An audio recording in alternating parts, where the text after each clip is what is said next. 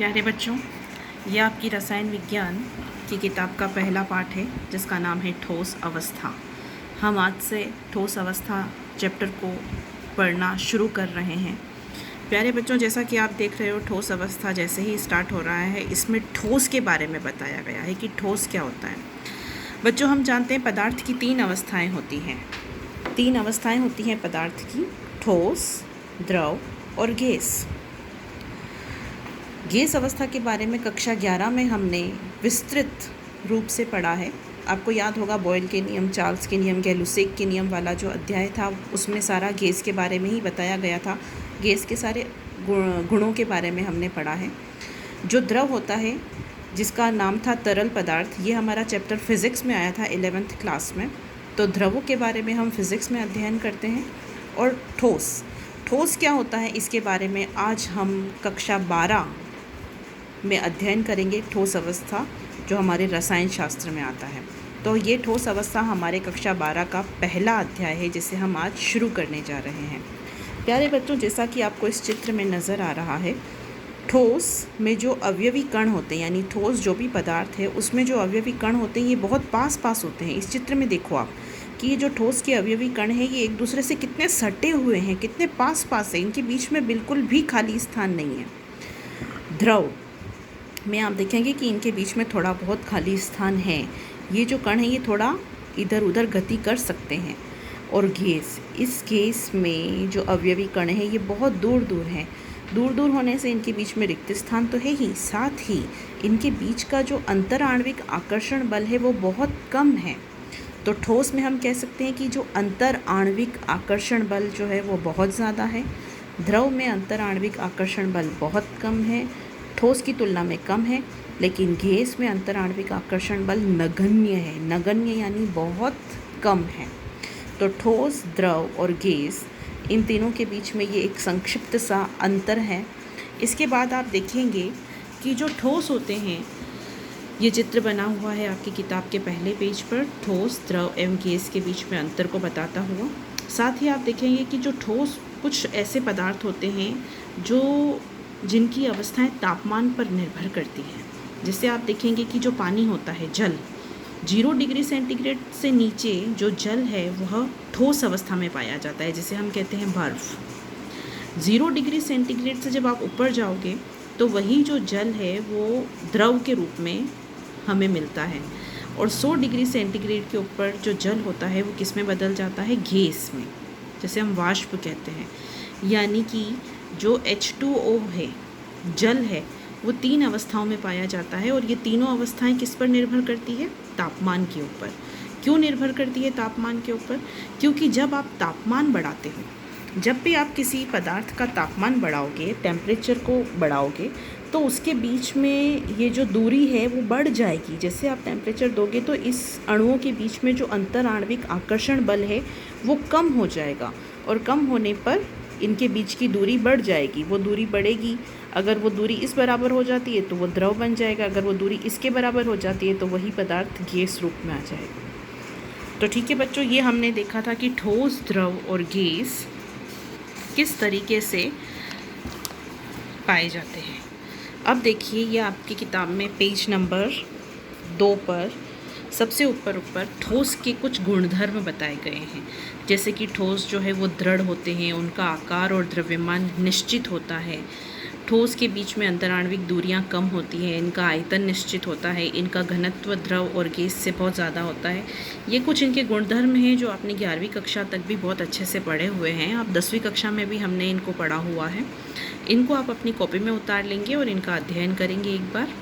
उसके बाद हम आगे बढ़ते हैं बच्चों। नेक्स्ट आपका टॉपिक है विभिन्न बंधन बलों के आधार पर ठोस का वर्गीकरण।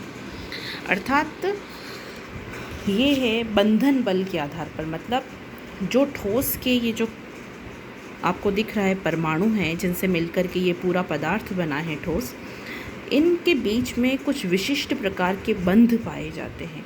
सहसंयोजी बंध भी हो सकता है, धात्विक बंध भी हो सकता है, आयनिक बंध भी हो सकता है, हाइड्रोजन बंध भी हो सकता है। तो किस तरह का बंध इसमें पाया गया है उस आधार पर ठोस भी अलग अलग प्रकार के होते हैं। तो कुल मिलाकर के विभिन्न बंधन बलों के आधार पर जो ठोस हैं वह 4 प्रकार के होते हैं प्यारे बच्चों। पहला है आणविक ठोस, दूसरा है आयनिक ठोस, धात्विक ठोस और सहसंयोजक अथवा नेटवर्क ठोस। इन ठोसों में मैंने कुल मिलाकर के सिर्फ इनके बीच में ये चालक हैं या कुचालक हैं तथा इनके उदाहरण आपको बताए हैं, क्योंकि इनमें सिर्फ इसी तरह के प्रश्न ज़्यादा बनते हैं प्यारे बच्चों। तो सबसे पहला है आणविक ठोस। आणविक ठोस आगे चलकर वापस 3 प्रकार के होते हैं: अध्रुवीय आणविक ठोस, ध्रुवीय आणविक ठोस और हाइड्रोजन बंध युक्त आणविक ठोस। तो अध्रुवीय आणविक ठोस विद्युत के कुचालक होते हैं, यानी इनमें विद्युत का प्रवाह नहीं हो सकता है। और उदाहरण है ऑक्सीजन, नाइट्रोजन, Cl2, CH4 यानी methane, CCl4, carbon tetrachloride, organ, krypton and xenon. ध्रुवीय आणविक ठोस। ध्रुवीय आणविक ठोस के ये जो है ठोस अवस्था में तो विद्युत के कुचालक हैं, लेकिन जब इनका हम जलीय विलयन बनाते हैं तो ये विद्युत के सुचालक हो जाते हैं। देखिए उदाहरण है HCl, SO2, CHCl3 यानी क्लोरोफॉर्म। जो C है हाइड्रोजन बंध युक्त आणविक ठोस। प्यारे बच्चों, इसमें हाइड्रोजन बंध पाया जाता है। ये एक्चुअली विद्युत के कुचालक होते हैं। और उदाहरण है इसके HF, H2O, NH3, CH3, COOH।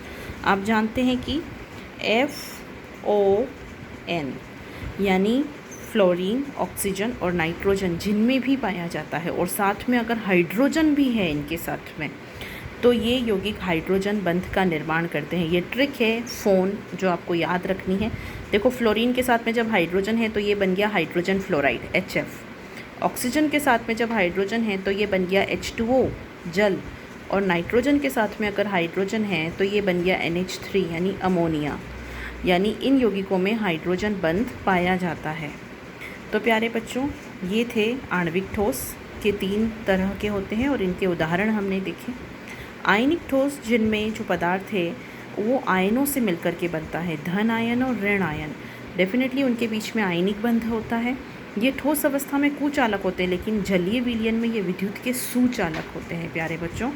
इनके उदाहरण है NaCl, Al2SO4 होल थ्राइस और कैल्शियम सल्फेट, या इसके अलावा कोई भी और धन आयन और ऋण आयन से बने हुए यौगिक भी इसके उदाहरण हो सकते हैं। सोडियम क्लोराइड, एल्यूमिनियम सल्फेट और कैल्शियम सल्फेट CaSO4।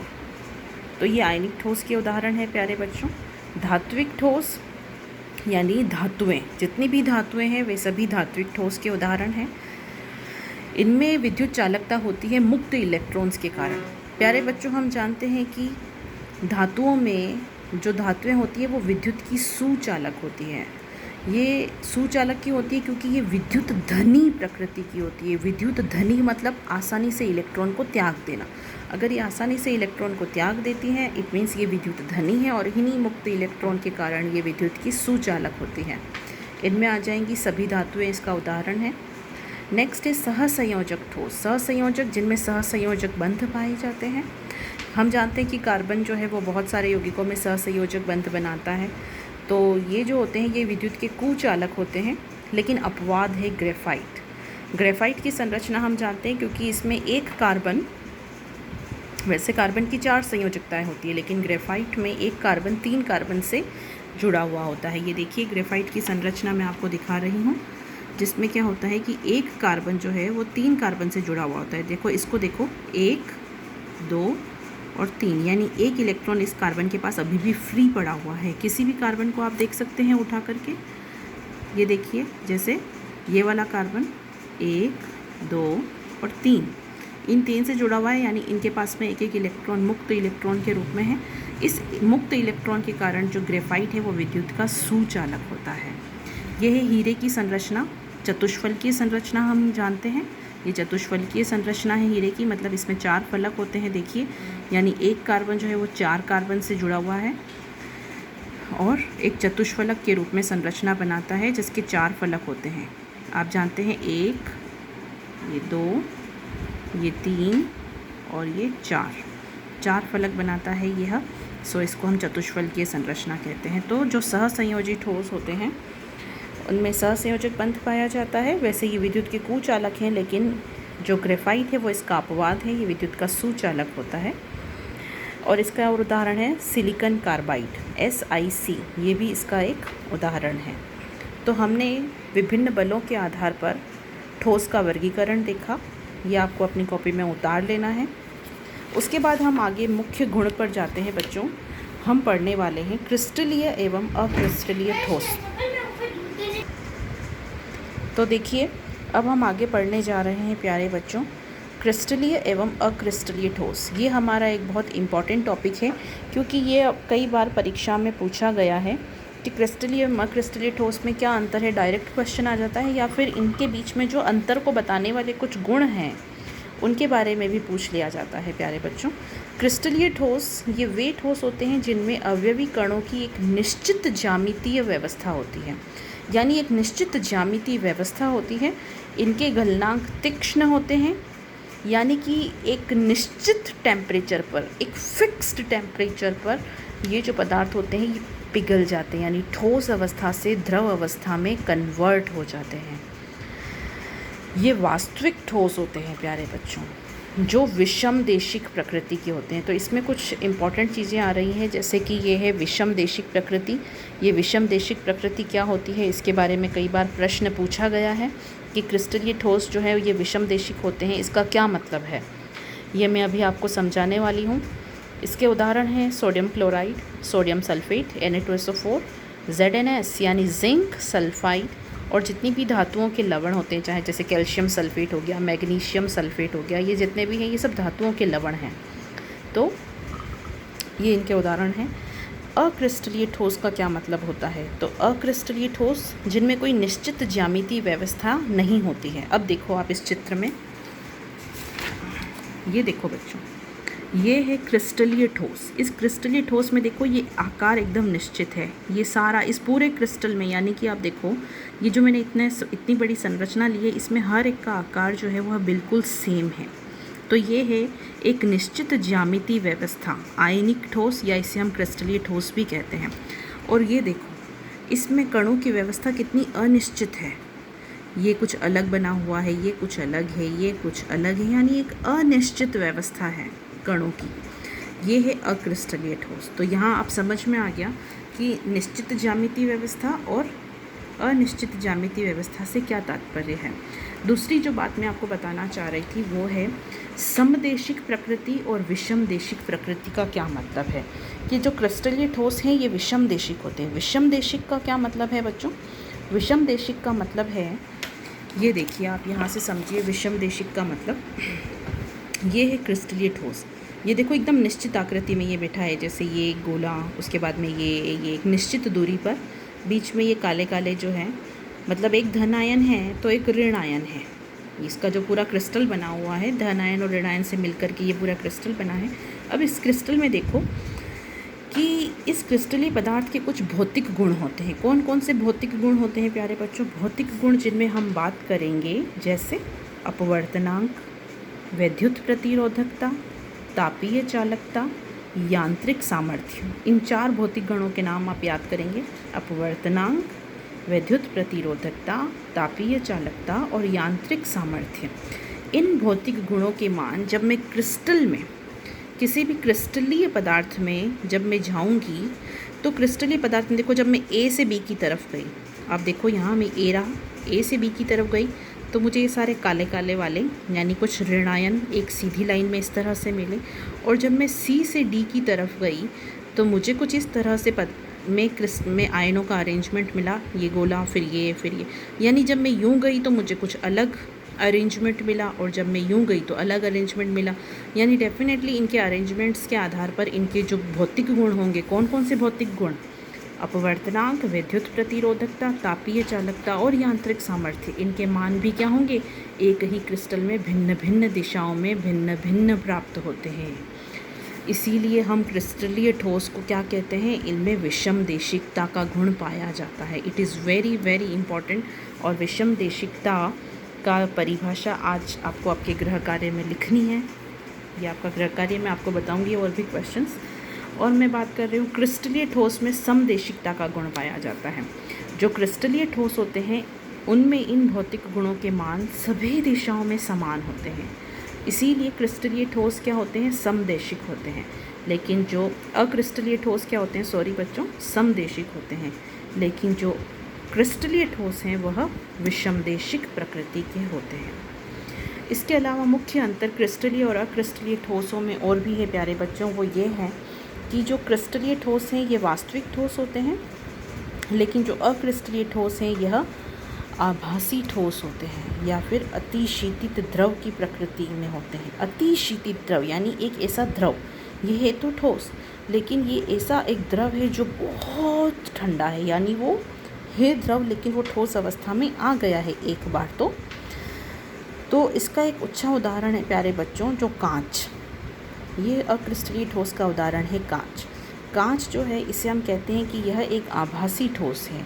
क्यों प्यारे बच्चों, आप देखेंगे कि जो बहुत पुराने महल बने हुए हैं जिनमें कोई कांच लगे हुए हैं, तो वो कांच क्या होते हैं कि नीचे की तरफ थोड़े मोटे होते हैं और ऊपर से पतले होते हैं। ऐसा इसलिए है क्योंकि समय के साथ धीरे धीरे उनके अवयवी कणों में नीचे की तरफ प्रवाह होता है। तो नीचे की तरफ प्रवाह होने से वो जो कांच नीचे से है वो थोड़ा मोटा हो जाता है और ऊपर से पतला होता है।